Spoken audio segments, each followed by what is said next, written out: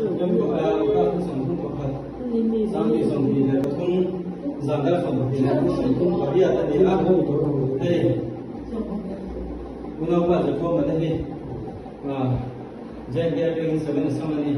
Meran tu orang tu suanin, nak tu zima baru. Inki baru kat dia lim chau rau, imbal pui lang tela. Semua buat ini suanin.